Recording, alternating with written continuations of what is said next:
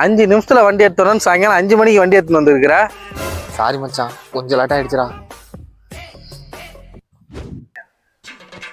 டேய், எங்கடா பெட்ரோலை காணோம்?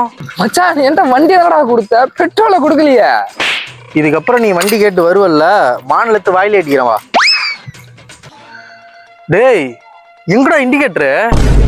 மாப்பிள்ள, வண்டி எடுத்து நேரா போனேன். ஆப்போசிட்ல 2 கார் வந்ததை பாக்கல. விட்டான் பாரு கேப்ல. இப்ப வரும் பாரு ரத்தம் உன் மூக்குல.